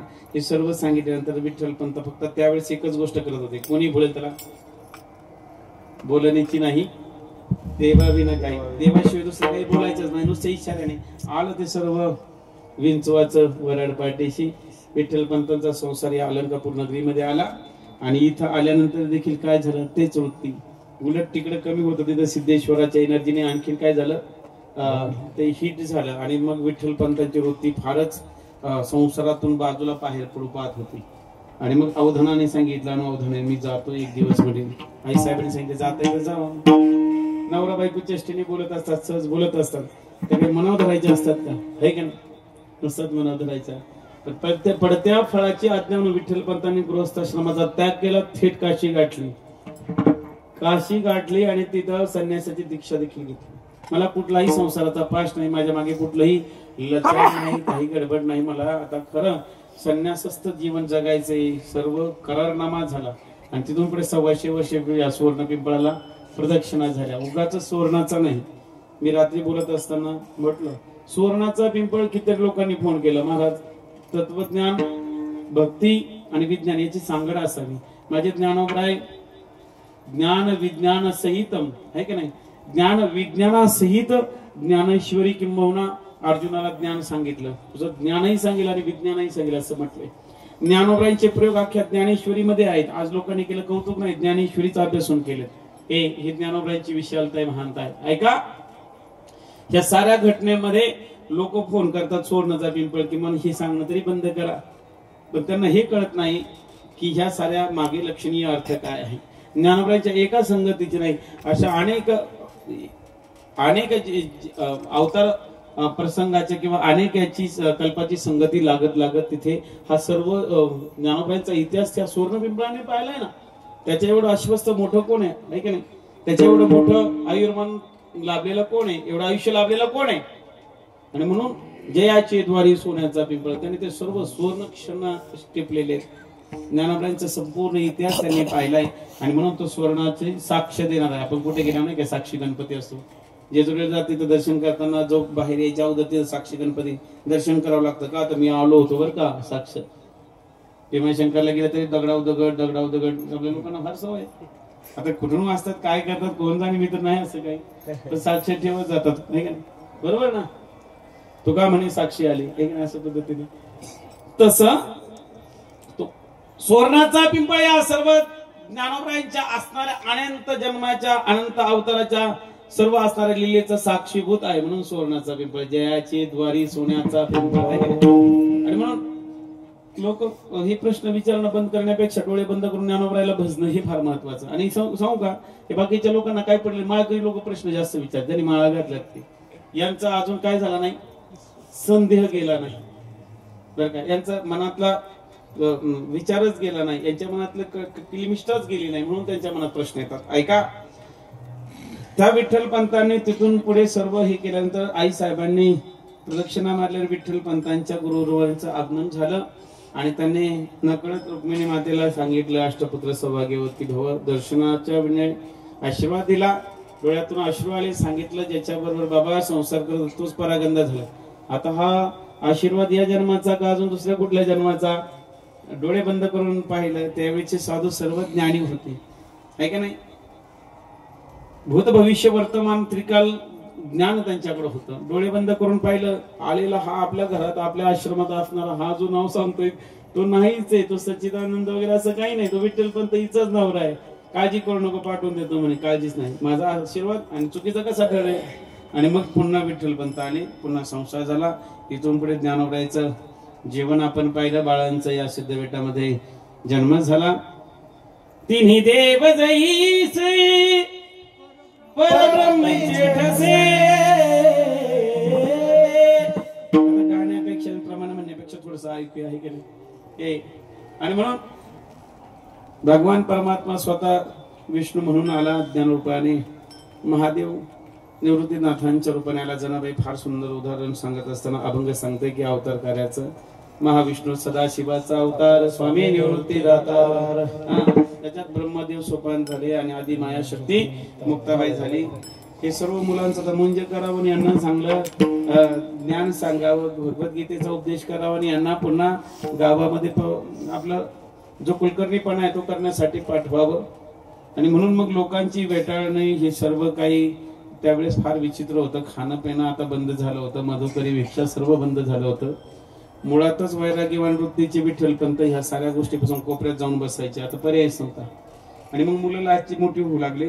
आता कुठेतरी जाऊन कुणाला तरी न्याय विचारा म्हणून आळंदीत न्याय विचारा तरी सांगितलं सावलीला पण उभं राहू. सावलीला देखील विठ्ठलपंथात उभं राहायचं नाही. तू एका वेळेला 2 आश्रमाचा अपमान केलाय. गृहस्थ धर्माचा तर आश्रमाचा अपमान केलाय, पण संन्यस्त आश्रमाचा देखील काय केलाय? घोर अपमान केलाय. तुझ्यासारखे मरून जावं याच्यापेक्षा काय जगायला नको. आणि म्हणून कोणीतरी सांगितलं त्यांची बाजू घेणारे एखाद्याने की तुम्ही ना पीठाला जा, न्यायालयात जा, कोर्टात हायकोर्टात जा, तिथे न्याय मिळाला तर निश्चित मिळेल. म्हणून मग ते पैठणला गेले. त्यांनी सांगितलं आमच्याकडे काय तुम्हाला देण्यासारखा असा काही पुरावा नाही. आम्ही सर्व ग्रंथांचा धांडोरा घेतला, पण असं कर्म या अगोदर कोणी केलंच नाही, त्यामुळे ते संविधानामध्ये लिहिलंच नाही. आता तुम्ही काय करावं? तुम्ही मरून गेल्यानंतरच हे पाप धुतलं जाईल, संपलं जाईल, याच्यापेक्षा दुसरा मार्ग नाही. आणि मग देहांत प्रायचे डोळ्या समोर आल्या. येथील लेकरांना खाऊ पिऊ घातलं आणि नंतर त्याने आपल्या देहाचं विसर्जन केलं. आता याच्यातही 2 शंका आहे. काही म्हणतात तिकडे गेले होते तिथे केलं. आता हे बाकीचं उचकत बसायचं नाही. आपण सरळ चालायचं आहे की नाही. मताला काय करायचं? एक अमृतमय कथा आहे म्हणून आपण त्या काय काय करायचं, त्याला स्वीकारायचं. आणि मग तिथून पुढे हे लेकर आणि आई पाहिली सर्वत्र दिसली नाही. लोकांनी त्यांचा पुन्हा स्वीकार नाही केला. आणि मग ही लेकर पुन्हा आपलं ते वडिलांचं ते वृत्तांत सांगण्यासाठी ते पत्र वगैरे काही दिलंच नव्हतं, कारण काही निर्बळा देण्याचं त्यांचं सामर्थ्यच नव्हतं. कुणाला मृत्यूदंड देण्याचं असं काही त्यावेळेस नव्हतं. पण तिथं गेले त्यांनी सांगितलं तुमच्या सांगितलेल्या न्यायाप्रमाणे आई वडिलांनी देहांत प्रायचित केलंय. आम्ही 4 भावंड इथे आलो लेकर आणि आम्हाला तुम्ही न्याय द्या. आता आम्हाला माणूस म्हणून तरी जगू द्या. ज्ञानोबांची प्रतिभा सारी शक्ती ती आणि त्यांचे ते विचार ते शब्द ब्राह्मणांच्या टपोरशात घुसत नव्हते डोक्यात, बरं का, जड वाटत होते. आणि मग त्याने खरडपट्टीला सुरुवात केली. ज्ञानोबा जरा हळूहळू उंच भाषेत बोलायला लागले. आणि मग तुम्ही सर्व ब्रह्मवृंद असाल, ब्रह्म जाणाती ब्राह्मण आहे की नाही. जो ब्रह्माला ब्रह्माचं ज्ञान दिलाय तो ब्राह्मण. मग आमच्यामध्ये ब्रह्मतत्व दिसत नाही. असे कसे तुम्ही ब्राह्मण आहात का? तुम्हाला देवाचं तत्व सर्वांमध्ये दिसत नाही. भगवान परमात्माचं सर्वत्र विराजमान म्हणून आपल्यात नाही का? असं सांगता सांगता त्याने तिथे ऐकलं नाही. म्हणून तिथं रेडा बोलवण्याचं चमत्कार ज्ञानोबांना करायचं नव्हतं, पण करावा लागला. जोपर्यंत हे लोक चमत्कार करत नाही, हे लोक चमत्कार केल्याशिवाय ऐकत नाही, जोपर्यंत आपण तो करणार नाही तोपर्यंत समजणार नाही. आणि ती वेळ आली होती. आणि म्हणून मग योग्य वेळेस ज्ञानोबांनी निर्णय घेतला. रेडा मुखी वेद वदविला, गर्भद्विजांचा खरविला, शांती रूपे प्रगटला ज्ञानोबा माझा. हे ज्ञानोबांनी तिथे रेड्याच्या मुखातून वेद बोलले. आणि मग तिथून पुढे खऱ्या अर्थाने त्यांनी उचलून घेतलं ज्ञानोबाला. आता त्यांनी दाद दिली नाही, तुम्ही प्रत्यक्ष काय आहात? देवस्वरूप आहात. आणि तिथून पुढे मग कार्याला सुरुवात झाली. पुढला प्रवास ही सर्व घटना. आणि मग ज्ञानेश्वरी पुढे येऊन चांगदेव 65 अमृतानुभव हरिपाठ पसायदान मागितला. आणि दादाकडे सारखं डोळे बारीक करून पाहत होते की आता इथे मन रमत नाही. आता असं वाटतं की कुठेतरी जावं आहे की नाही. कुठे जावं? माझ्या धामाला जायचंय असं सांगितल्यावर मग दोघांचा हा विष्णूचा आणि महादेवाचा काय आहे संवाद आहे. आजही तो संवाद पाहायला भेटतो. कधी? वारीच्या पर्व काळाला. कलश हालतो, कलश नुसता हालतो नाही, तो संवाद आहे. हा परमिशन आहे, तुमची वारी मी करायला चाललोय, संवाद आहे. आपण किती जाणून घेतो, आपण किती त्यामध्ये उतरतो, त्याशिवाय आपल्याला ह्या उलगडा होणार नाही या गोष्टीचा. शब्द बाजूला ठेवा, भावाकडे लक्ष द्या. शब्दाचे ते वेगवेगळे अर्थ होतात, पण भावाचा अर्थ काय होईल? काहीच नाही, भावच होईल. विठाला विठाला विठाला.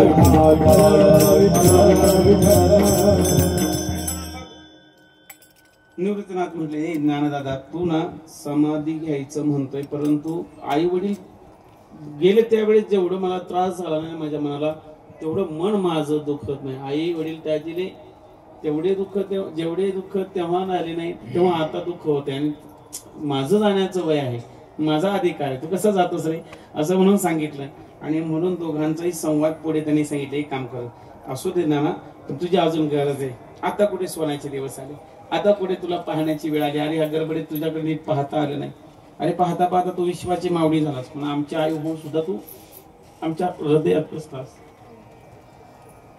विठ्ठला विठ्ठला विठ्ठला विठ्ठला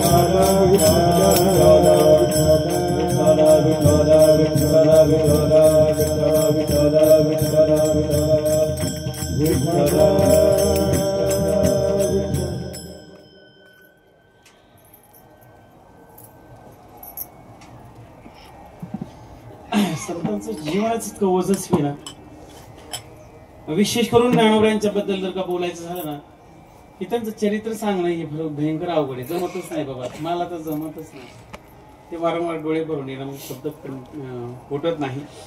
आणि काय वर्णू आता ना पुरे ही वाणी. आपण फक्त ज्ञानोबरायाला काय करायचं, त्यांच्या समाधी समोर जाऊन आपण नतमस्तक व्हायचं, एवढंच करायचं. याच्यापेक्षा त्याने पण ते होत असतानाही ज्ञानोबराय त्यांचं होऊन आपल्याला नतमस्तक व्हायचं बरं काय का. आणि मग या साऱ्या घटनेमध्ये ही वार्ता दोघांनी ऐकली, सोपाना मुक्ताईनी. आणि नंतर त्यांनी सांगितलं, असं कसं, आमच्यासाठी सुद्धा देखील 2-2 वर्ष पाहिजे. 6 वर्षाचं उष्ण आयुष्य मिळाल्यानंतर काय करावं, काय करावं. ज्ञानोबरायांनी तीर्थयात्रा केली. तिथून पुढे सर्व भारत भ्रमंती ज्ञानोबरायांनी केली, आहे की नाही. मी तुमच्या कावणायला देखील आली, आहे की नाही. सर्वकडे ज्ञानोबराय फिरले. आणि फिरले कोणाला घेऊन, तर ज्ञानदादाला पांडुरंगाकडे गेले, सॉरी, आणि नामदेवाला घेऊन तीर्थयात्रा केली. ज्ञानाचा नामाचा हा अपूर्व असा संगम होता. आणि यामध्ये वारी केली. ही सर्व वारी झाल्यानंतर पांडुरंगाकडे गेले आणि पांडुरंगाच्या समोर उभे राहिले. आता 6 वर्ष संपली. माणसाला अटॅक नेहमी सांगत असतो बरं का, सावध व्हावर का तुम्ही. अटॅक, पॅरलेस, मोठा समोरासमोर ऍक्सिडेंट आपल्या गाडीचा झाला, अपंगत्व आलं, कानानं ऐकायचं कमी झालं, डोळ्याने दिसायचं कमी झालं, चष्मा वापरा काही हरकत नाही, मशीन कानाचं घ्या, पण तिथून पुढे एक समज मात्र निश्चित घ्या. आता आपल्या जाण्याची वेळ फिक्स होत आलेली, कॅलेंडरवरती कुठेतरी आकडेवारी आपली पडायला लागली हे समजून घ्या. तिथून पुढे मग तुम्ही देवा ते भजाल. नाही, मग खऱ्या अर्थाने तुम्ही देवाची भक्ती केली पाहिजे. मग सर्वस्वाचा त्याग करून राहून, सर्वस्वाला विसरून आपण भगवंताला विठ्ठल माझा माझा माझा माझा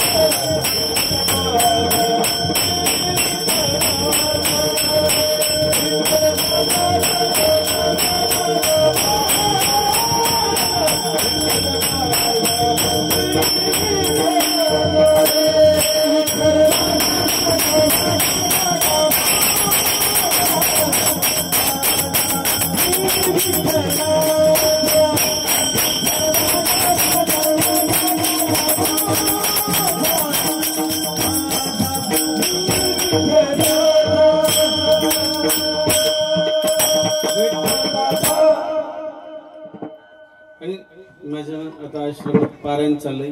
एक आजी चालता येत नाही, पाय उचलता येत नाही, हात पॅरलेस असे. पण एवढं असताना कीर्तन तिलाच वाटतं उभं राहून नाचावर का. मला भीती वाटते की ती पडली तर उगाच काहीतरी खोटं नावायचं, महाराज तुमच्या आश्रमातून आमची आजी पडली आई असं कोणी म्हणायचं. पण तिच्याकडे मी पाहतो ना दररोज येते बरं, तिला मांडी घालायला 5 मिनिटं लागतात ते हात पाय वळवायला. पण आता सर्व भावाने शरण येते. आता तिला असं वाटतं काय करून काय नाही. ती रात्र झोपत नाही, जागरला थांबते, पहाटेच उठून येते आणि 8 तासांनी ती पुढेच बसते, तिथे सर्व गोष्टी करते. मी तिच्याकडे पाहताना फक्त हे ऑब्झर्व करत असतो की ऍक्सिडेंटच्या नंतर म्हणजे जीवनात एखाद्या अपघातानंतर एखादी घंटा वाजल्यानंतर किती सावध राहावं. का काळ करिता बैसला असे लेखगा.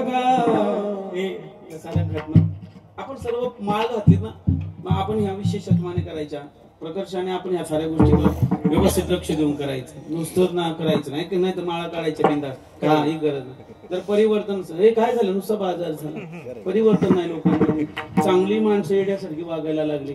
मी उलटा सांगणार बुवा आहे की नाही. हा त्याचं कारण सांगतो. परिवर्तन व्हावं आहे की नाही. पिकली असेंदे कडूपणा गेले तैसे आम्हाला केले पांडुरंग. शब्दाला काही न्याय आहे का नाही, त्याला उगाच आहे. जर का ते शब्द आपल्या जीवनाला आपण घासू पाहत नसेल, मॅच करू शकत नसेल, तर त्या शब्दाला हात लावण्याचा अधिकार आपला नाही. बिढाला बिढाला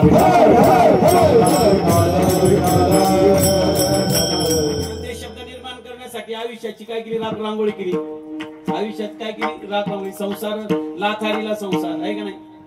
साऱ्या गोष्टी संपवल्या. हे शब्द, ते शब्द पाण्यामध्ये लोकांनी टाकले, पण ते काढण्यासाठी 14 दिवसाचं गावी घालावं लागलं, पुन्हा कुपोषण करावं लागलं तो कोबरायला आहे का नाही. आणि ते शब्द इतके तेजस्वी होते की ते स्वतःहून वर आले आहे की नाही. तागवी सागरात पाषाण तारिले तैसे तुकोबाचे अभंग उदकी लक्षिणे. कोरड्याच्या कोरड्या. काहीतरी सामर्थ्य असेल ना, उगाच नाही नुसतं चाली राहून म्हणण्यात मजा नाही. इथून साऱ्या गोष्टी झाल्या पाहिजे. किमान माळकऱ्यांच्या, भजन करण्याच्या, बुवा पखवाद्यांच्या. पखवादले लोक आज म्हणाले महाराज सॉरी बरं का, आपण सारे आपली ही सारी आपली मंडळी. घरात माणूस बोलू शकतो, बाहेर काय बोलू शकतो, तर साऊंड चालू याचं भान ठेवून बोलावं हे ऐका.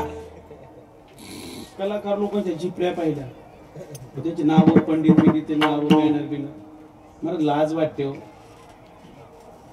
फेटा घालून तुम्ही नाच, असा सुंदर फेटा घाला काय जिपऱ्या घालून तुम्ही टोपी घालत नसाल, तुम्हाला लोक टोपी घालत असतात पखवाजाचे. पखवाजा तुमचा पखवाजा डोक्यात पखवाज घालून तुम्हाला सत्कार करायला पाहिजे.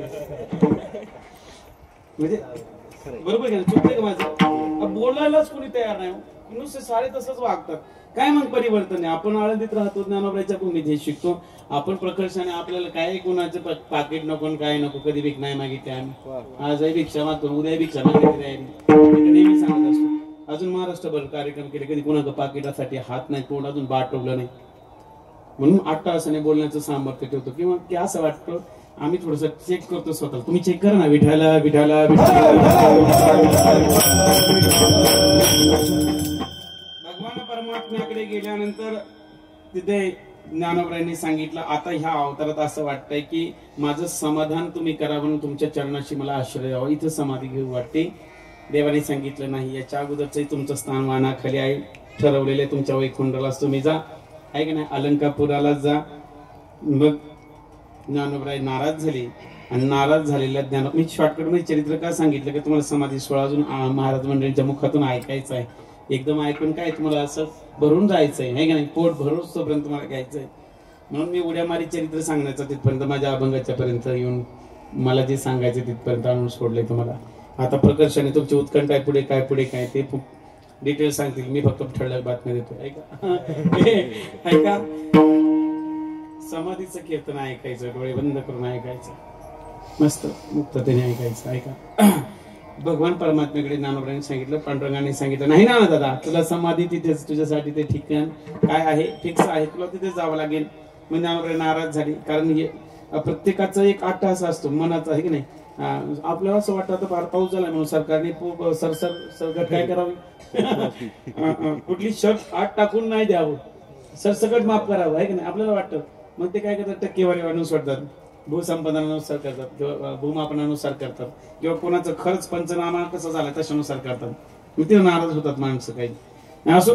तसं ज्ञानोबराय नाराज झाले. ज्ञानोबरायचं मन उद्विग्न झालं की चरणापाशी आश्रय मागितला, दिला नाही मला, आणि म्हणून पांडुरंगाने मनाचा भाव जाणला. ज्ञानोबरायला आवाज दिला, ए ज्ञानोबा ऐका ना, तुला आज काहीतरी द्यायचंय. काय द्यायचंय? तू जा म्हणे तिथे. तू तिथे गेलास ना की शुद्ध वारीचा मान मी तुला देणार आहे. मी स्वतः येईल तुझ्या समाधीला, मी स्वतः येतील, सर्व संत येतील, आणि जेवढे जेवढे साधू संत वारकरी वैष्णव येतील ना त्यांना कैवल्य धाम, मुक्ती धाम हे सर्व देण्याचं मी काय केलंय, फिक्स केलंय, GRच काढलाय. हे कळते का तुम्हाला? अजून सांगू का? तुझ्या नित्य स्नानासाठी मी भागीरथीला पाठवतोय. नित्याने तुला ती स्नान करील, आणि त्या भागीरथीमध्ये जे कोणी येतील स्नान करतील त्यांचं सर्व पाप संपून जाईल, आणि ते देखील मोक्ष पदाला काय होतील, प्राप्त होतील. ह्या साऱ्या घटना ज्ञानदेवाला दिल्या. जे वारकरी या अलंकापूर नगरीमध्ये येतात त्यांच्याबद्दल ज्ञानोबरायांनी बोललं अभंगाचं द्वितीय चरण. पांडुरंग प्रसन्न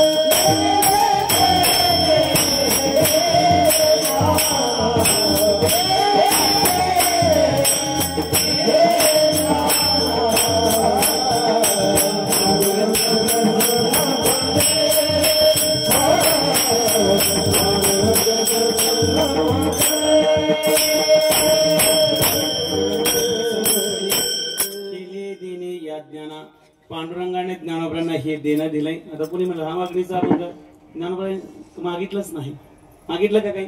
मागितलंच नाही. हा प्रसादाचा अभंग आहे. विठाला विठाला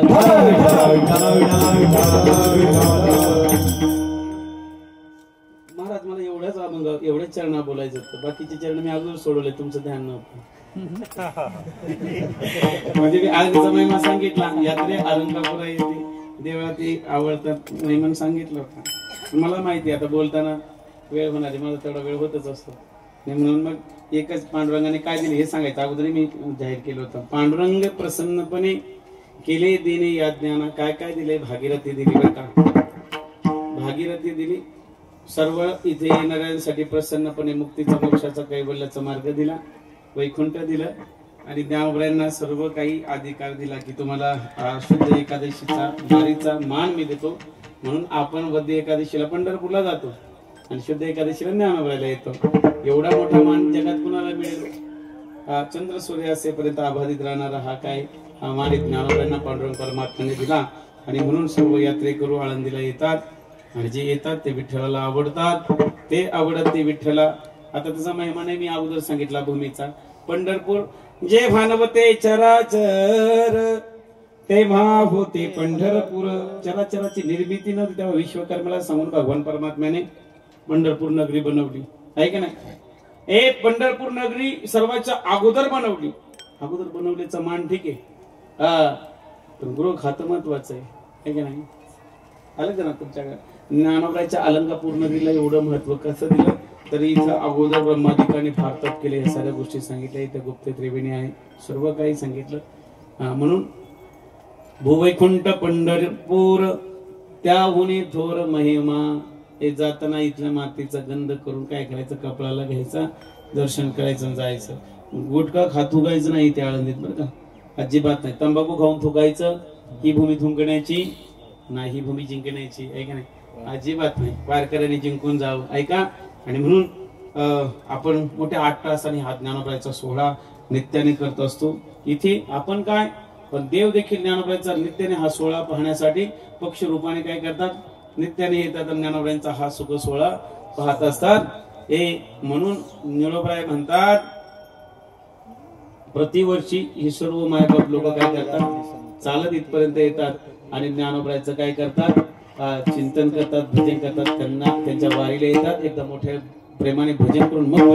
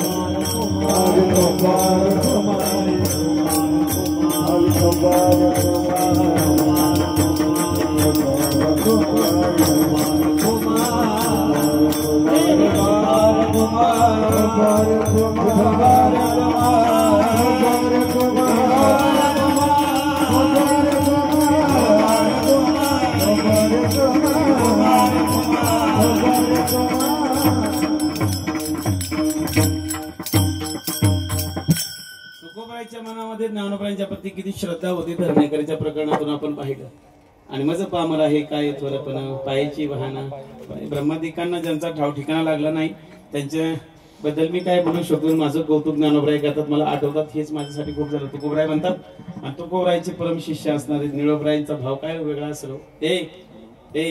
काय किती ज्ञानोबरायांच्या प्रति प्रेम आहे. 5 ज्ञानोबरायांच्या बद्दल लिहिलेलं निळोबरायचं वर्णन, निळोबरायांनी केलेलं ज्ञानोबरायचं वर्णन पहा, ते लिखाण कसं आहे, ते अभंग पहा, एवढे ओजस्वी, इतकी सुंदर आहे, इतके मस्त आहे की नाही. म्हणजे ह्या साऱ्या घटना आपल्याला काय सांगतात माहिती का, आपण ना स्वतः डोळे बंद करून पाहण्याचा प्रयत्न करायचा, संकल्पना तयार करायची, संकल्पनेमध्ये आपण काय करायचं शोधायचे. ती संकल्पना भावरूपाने इतकी प्रगट स्वरूपाने निर्माण होईल ना, मग अजून कोणी तुम्हाला तत्वज्ञान सांगायची गरज शिल्लक राहणार नाही. हे संतांनी हेच केलं. कुठे तुकोबराय 350 वर्षानंतर, त्यांच्याही 50-25 वर्षानंतर निळोबराय ज्ञानोबरायची गाठ भेट नाही, पण एवढं सर्व सांगतात. एवढं सर्व कसं सांगतात, ते डोळे बंद करून त्यांनी काय केलं, त्यांना स्मरण केलं, त्यांना पाहण्याचा प्रयत्न केला. पाहता पाहणे दोरी सारोम्य, आणि मग सर्व इतिहास त्यांच्या डोळ्यासमोर. आज सकल संतांमध्ये निळोबरायच्या मताला जास्त मत दिलं जातं, बरोबर की नाही. सकल संतांच्या मतामध्ये अभंगामध्ये एक नामदेव राय, कारण ते पूर्वीपासून सर्वांच्या बरोबर जुनाट म्हणून, आणि नंतर शेवटचे निळोबराय म्हणून. ह्या दोन्ही मतांना आमच्या वारकरी संप्रदायामध्ये काय केलं, ग्राह्य धरलं जातं. मग चरित्र असेल, काही पारमार्थिक, काही खाणाखुणा असेल, काही इतिहास असेल, या साऱ्या घटनेमध्ये. म्हणून निळोबरायांचा देखील ज्ञानोबरायाप्रती अतिशय मोठा भाव आहे. म्हणून ते म्हणतात की हे वारकरी वैष्णव, इथे सर्व मुक्ती, भक्ती मुक्ती सर्वच मिळते. इथं कैवल्य धाम भेटते. इथं अजून सांगू का, सुवर्णाची पिंपळाची नित्याने प्रदक्षिणा करणाऱ्याला ना धनप्राप्ती होते. यापेक्षा कधी त्याला लक्ष्मी रुसतच नाही त्याच्यावर. हे सुवर्ण पिंपळाचं महत्व आहे. आमच्याकडे इथे आलो तर काय होतं, मलाच खरं बोलायचं आहे, इथे आलो तर आमच्याकडे काय होतं, आम्हाला धोतर 4-4 वर्ष मिळालंय 60 रुपयाचं. मधुकरी तेवढी ज्ञानोबरायांनी दिली पोटभर. धोतर नाही. आज आमच्या महाराज लोकांच्याकडे 15-20 लाखाच्या गाड्या, कोट 1.5 कोटीचे बंगले, ते हे देणे केले ज्ञान आपल्याला, हे का नाही. याचं कारण सांगतो. आम्ही दररोज दर्शन करताना एकच प्रदक्षिणा घालतो. कुठे, याचं कारण काय, तर एक प्रदक्षिणा घालतो आम्ही, तर एवढे मिळाले. मग सांगा बरं, जिचा पती कायमचा संसार सोडून गेला होता, 1.25 लाख प्रदक्षिणे, तो काय आला गृहस्थाश्रमातून पुन्हा रिवर्स आला. एवढं सामर्थ्य सुवर्ण पिंपळामध्ये भरपूर काय ज्ञानोबरायांना देणं दिलं. आणि म्हणून ही पवित्र भूमी, या पवित्र भूमीमध्ये आलेल्या सर्व वैष्णव वीरांचं काय होतंय, सर्वांना मुक्ती मोक्ष सर्व काय मिळतंय. किंवा अजून काय म्हणू आपण, यात्रे अलंकापुरा येतील ते आवडती, विठ्ठल भगवान परमात्मा सर्वांवर प्रेम करतो.